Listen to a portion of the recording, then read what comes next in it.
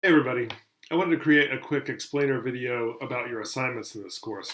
There are several assignments in this course independent of your weekly writing assignments. And just for the weekly writing assignments, should be clear to everyone is that after the first week and the first week posting, everybody should do it so that we're getting our feet wet. But after that, there will be 13 opportunities to make a weekly post, and you should do 10 of those. Each of those is worth 20 points, so at the end of the semester, if you've gotten a perfect score on all those, you've accumulated 200 points. But aside from those, there are 5 major assignments in the course, a mixture of speeches and papers, because as I said earlier, this class is a mixture of written and oral eloquence and effectiveness in a nonfiction argumentative context. In other words, making great arguments in both speaking and writing. Your first assignment is the Strunk and White paper, or the summarize and response paper. And in that paper, you'll really weigh in on the dispute, the controversy over quote unquote proper grammatical style, with one side saying that proper grammatical style is absolutely essential to effectiveness, especially in workplace or scholastic environments, and another side saying that you can make strategic deviations as long as you know your audience. We're going to try to get you to make your voice heard during that paper. Then your next 3 assignments are all linked together, and they're based on one choice, and that choice is your community. Roughly at the beginning of the semester, everybody should pick a community that they're going to research for the rest of the semester. That community can be something that you're tied to, for instance, your church or a local organization, or a cause you feel tied to, or a political party if you have to be a member of a political party. It could be an activity that you pursue. It could be soccer or surfing or ballet, or it could be your country or state of origin. It could be North Carolinians, it could be Americans, it could be Europeans, it could be Australians.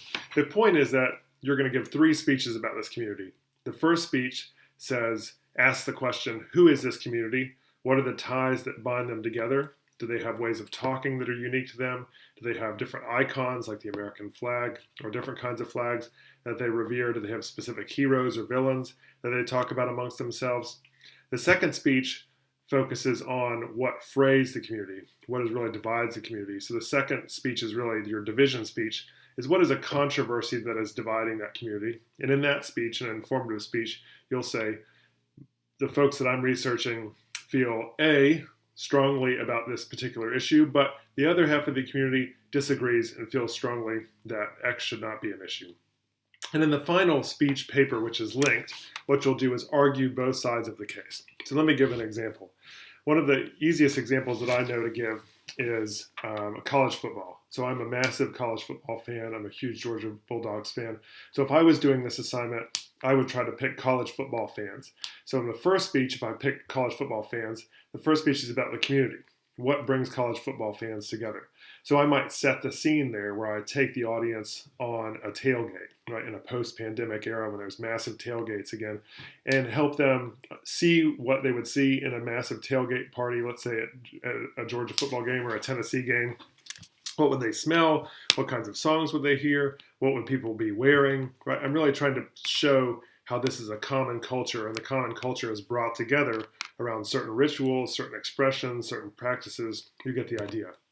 Second speech really shifts gears. The first speech says, what are the ties that bring these people together? Second speech is the opposite.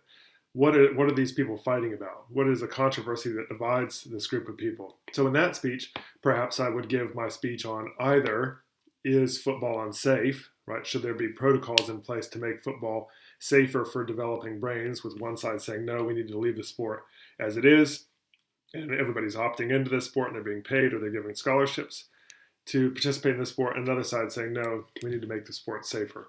Or if I didn't want to do that topic, I could investigate the controversy over paying players, paying football players specifically, with one side saying yes and one side saying no. The key here is that this division is not between college football fans and non-college football fans, right? This is not a division between Republicans and Democrats, between 2 different groups of people. This is a division within the same community. College football fans arguing with college football fans, Methodists arguing with Methodists, surfers arguing with surfers over whatever the essential issue that you've chosen to research is.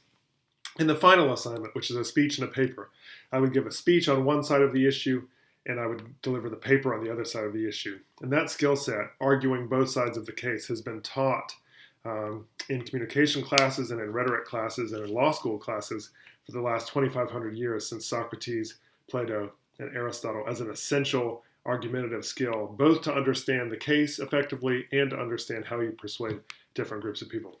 And then the final assignment, which should be your capstone assignment of the course, is when you actually watch yourself. I know it's uncomfortable, but it's really important to do for practice's sake. You watch one of your videos of yourself speaking, and you write a short paper critiquing yourself, offering minute by minute, 30-second by 30-second commentary of how you can improve as a public speaker going forward. So those are your final assignments.